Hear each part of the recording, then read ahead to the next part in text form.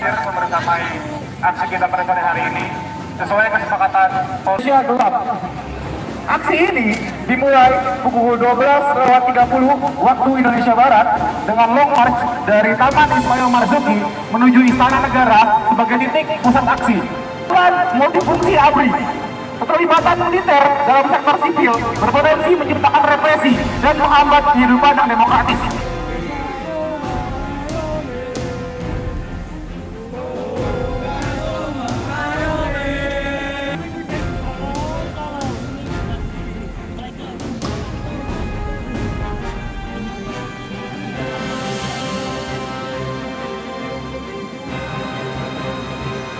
Ya, supaya tidak ada lagi yang menyerang mobil komando, teman-teman. Kita akan lakukan aksi pendudukan, teman-teman.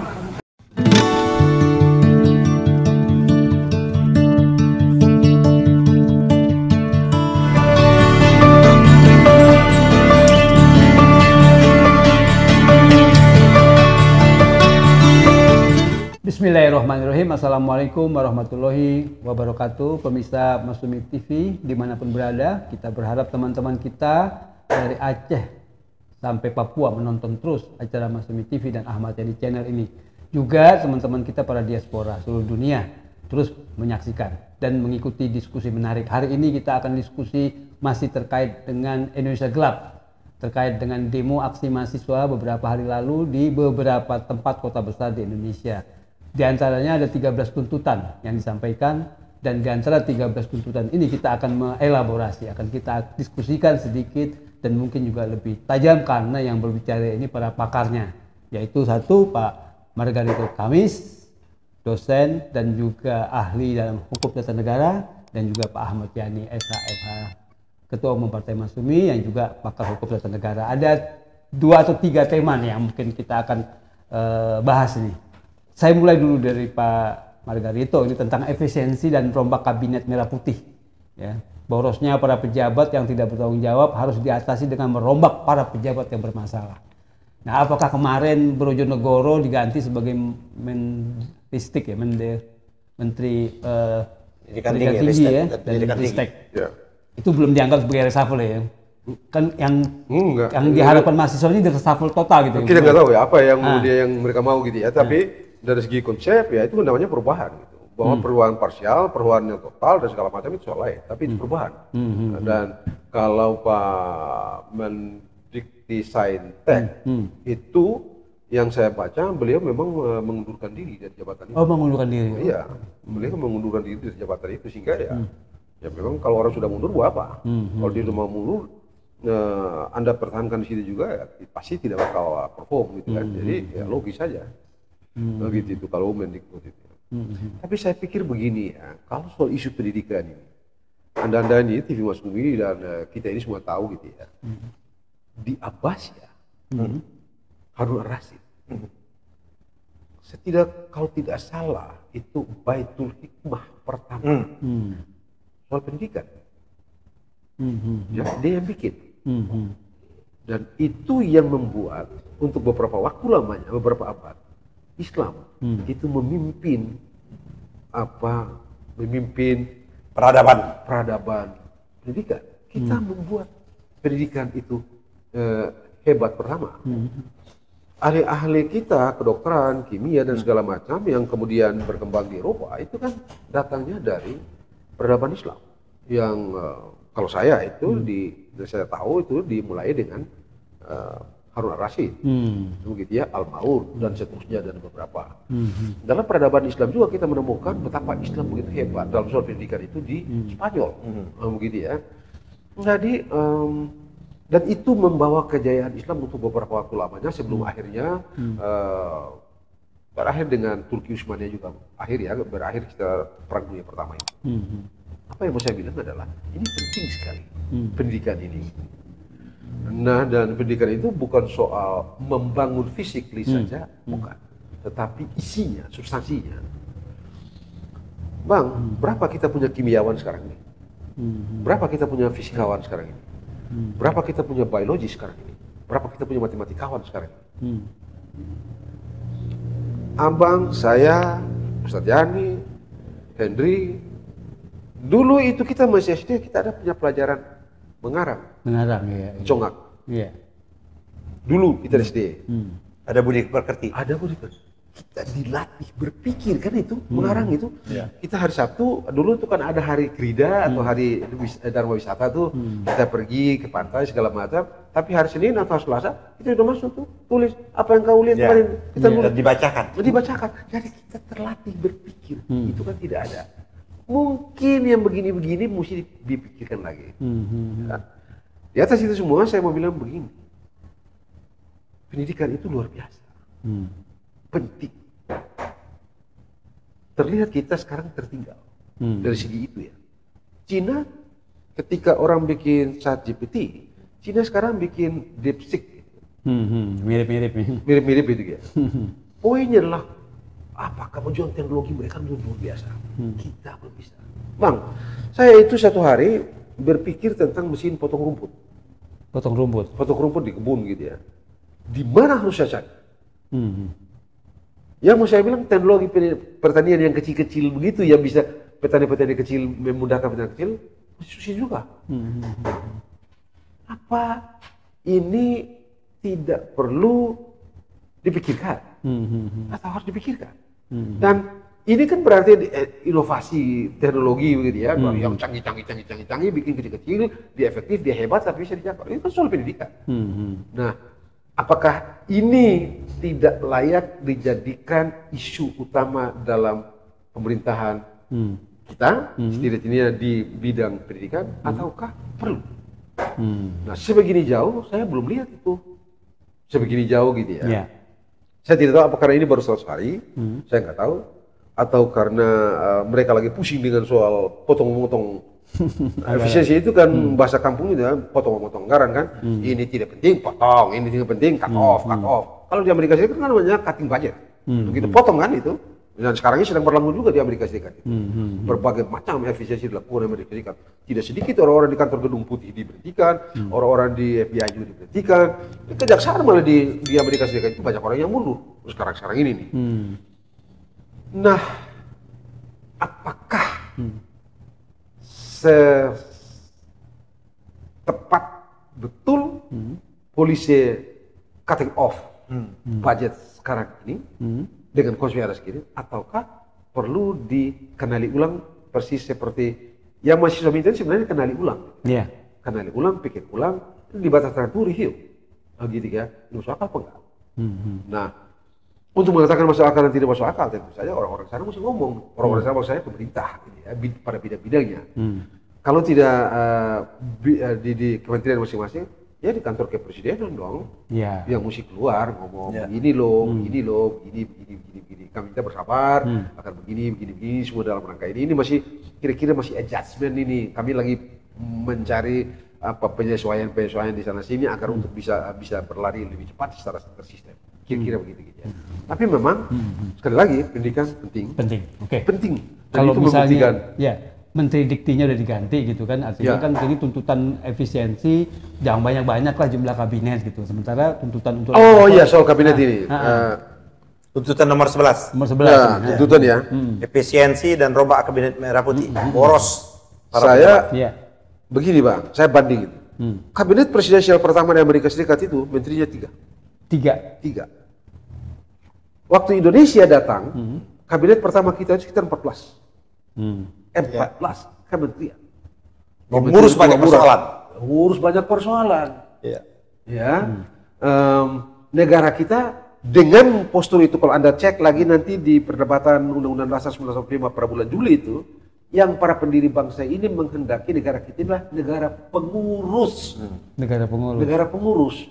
Kalau kita terjemahkan ke dalam wacana akademik, ini negara welfare state yang mulai tersistem dalam tata negara di Amerika Serikat itu pada tahun 33 oleh si Franklin Delano Roosevelt itu. Era itu disebut dengan transformasi dari liberal klasik ke liberal modern. Liberal modern itu negara masuk mengurusi segala macam urusan rakyat. Rakyat jadi tuan, betul-betul jadi tuan. Mesti masuk urus perut, urus makan, urus sekolah, urus rumah, urus kesehatan. Itu negara modern. Itu liberal modern, negara administratif atau negara welfare state itu. Nah, kan di musim-musim itulah undang-undang dasar kita dibicarakan.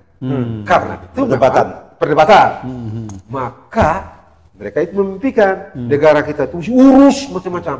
Terjemahan konkretnya adalah pada waktu kabinet kita pertama kali dibentuk pada tanggal 5 September 1945, 14 kementerian. Menteri Buruh, Menteri Kemakmuran, Menteri Kesehatan, Menteri Agama, Menteri macam-macam. Yang mencerminkan kebutuhan rakyat. Kebutuhan rakyat konkret. Jadi mungkin ini juga mesti diwacanakan di tingkat atas. Ini loh teman-teman, dulu kita itu begini loh, ada begini di sana. Dalam waktu kita masuk ini karena kita punya filsafat begini. Jadi bagian mana yang salah dari konsep kami dengan kabinet yang sebesar ini? Nah, kalau saya nih, akhirnya kan mesti kita cek fungsi konkret masing-masing kementerian. Adakah yang tumpang tindih atau tidak?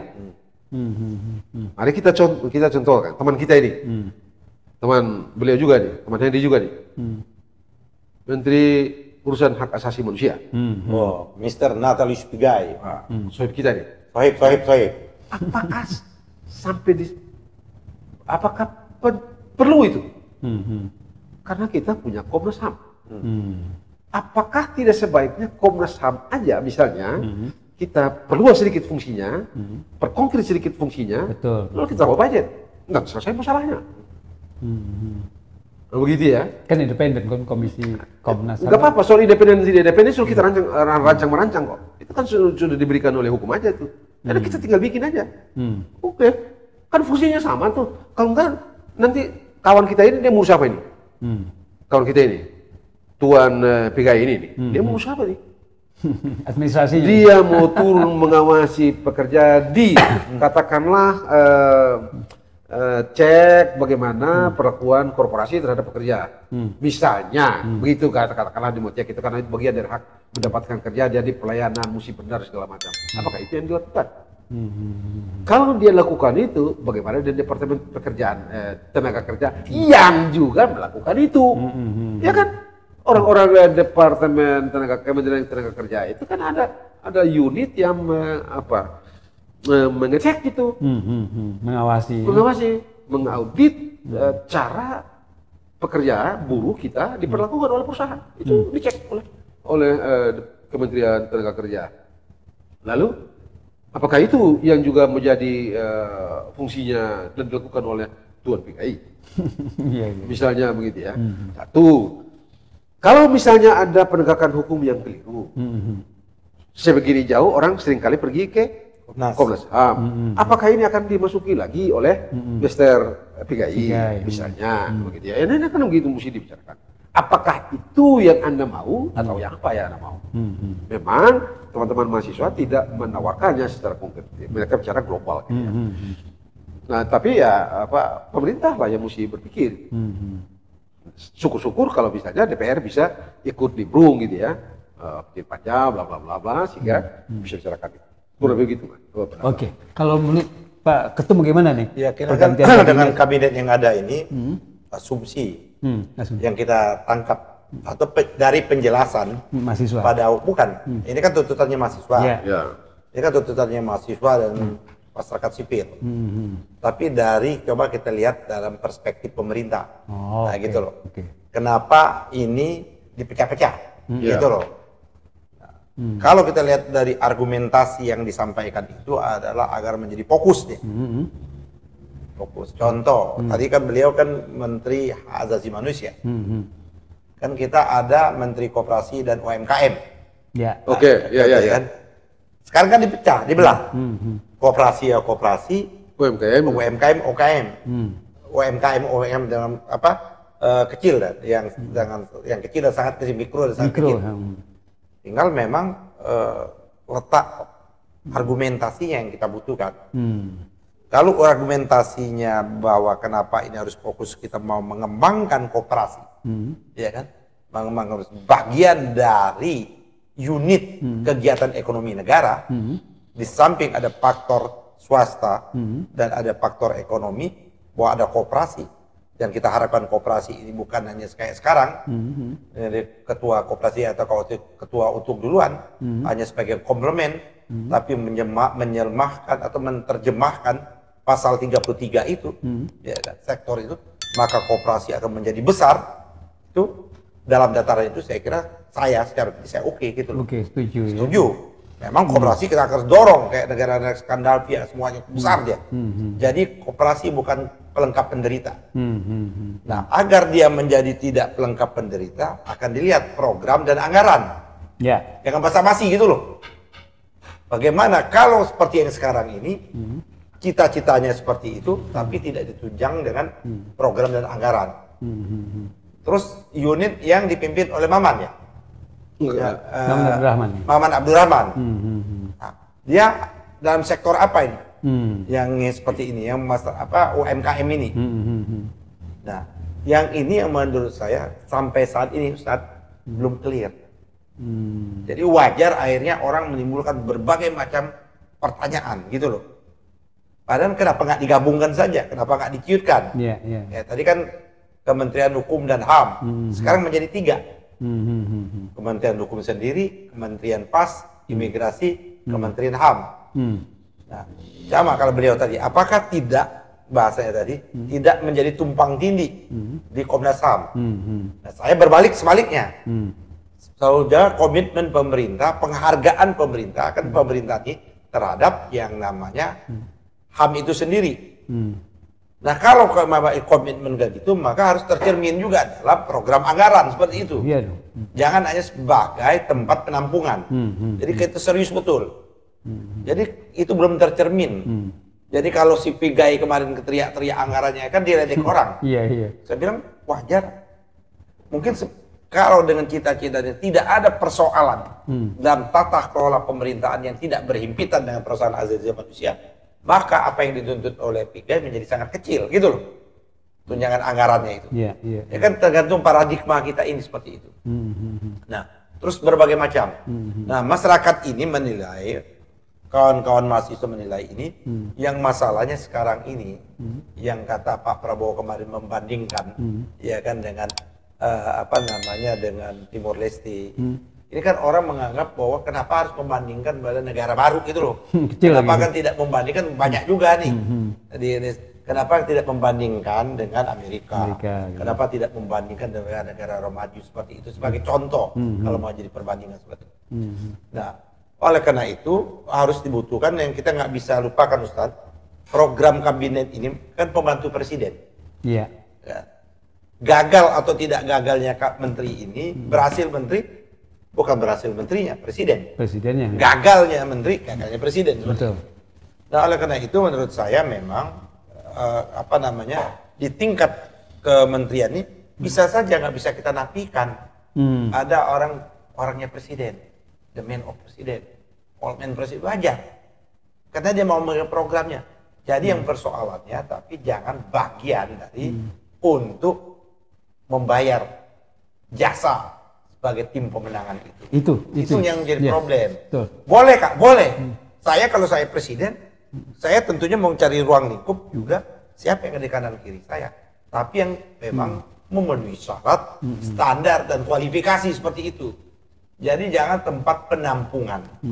Kalau zamannya Jokowi, baik jilid pertama, jilid kedua, penampungan para relawan dan partai-partai ini di komisaris dan di direksi, sekarang ini tempat penampungannya di kementerian atau di kelembagaan seperti itu. Nah, yang itu yang menurut saya apa yang diinginkan oleh kawan-kawan mahasiswa dan sebagainya yang belum terjawab. Ya, belum terjawab sekarang dengan begitu banyak. Persoalannya, pernahkah kita republik ini punya kabinet meja? Pernah. Zamannya Bung Karno yang dikenal dengan kabinet 100 menteri. 100 menteri ya. Nah, cek. Kabinet 100 menteri itu sukses atau tidak?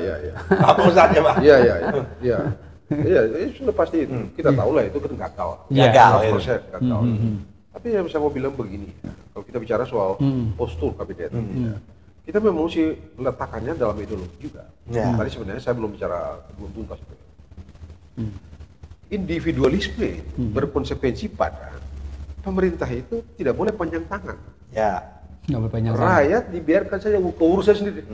Yang penting Negara tidak boleh hadir, tidak boleh cawi-cawi. Tidak boleh jauh. Itu individualisme. Berbeda dengan liberalisme modern ya, atau yang kadang-kadang disebut dengan neokapitalis, neokapitalis, atau negara kesejahteraan, welfare state. Beda. Kan kita itu based on negara kesejahteraan.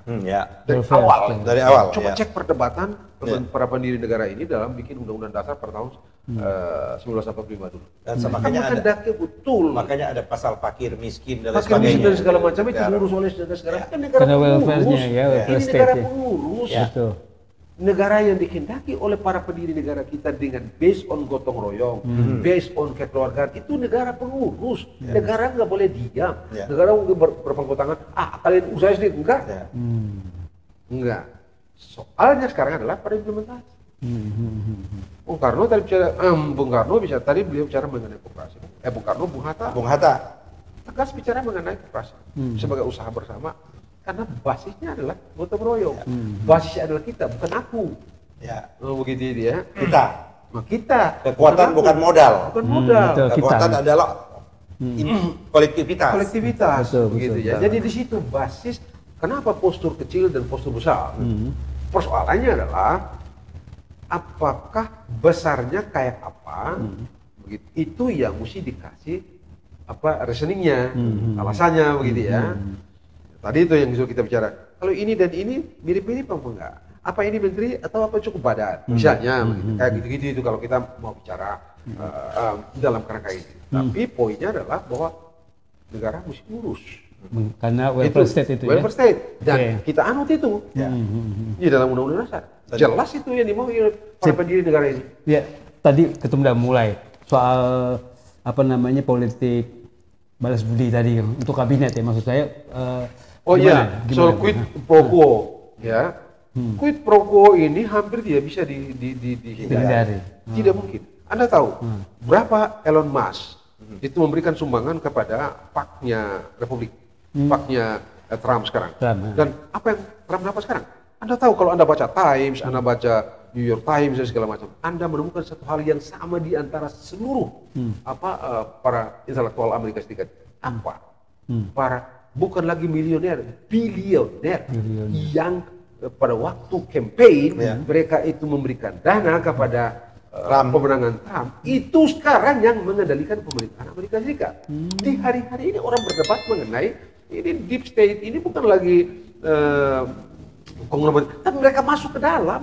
Kalau deep state dulu itu di luar, baru rancang kebijakan baru dilaksanakan di dalam, dikirim ke dalam baru dilaksanakan. Sekarang mereka masuk, Elon Musk kan masuk.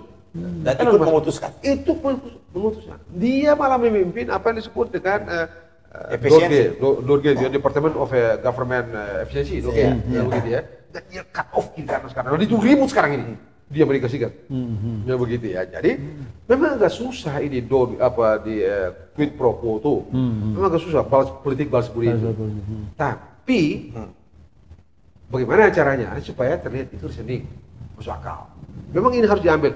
Tadi yang dia bilang itu. Oke, masuk. Oke. Kalau dia jadi presiden, tidak mungkin Anda ini tidak dipanggil. Anda sudah tahu siapa abang ini, siapa Henry, siapa Margaret, pasti dipanggil itu.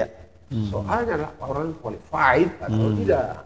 Jadi qualified saja, yang tadi beliau punya istilah itu kualifikasi itu loh. Nah itu aja tuh yang perlu begitu ya.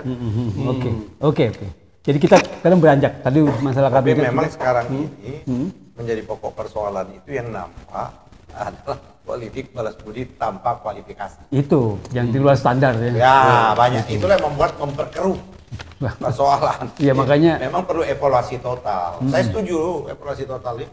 Jadi menurut saya memang agak setengah radikal. Belum radikal.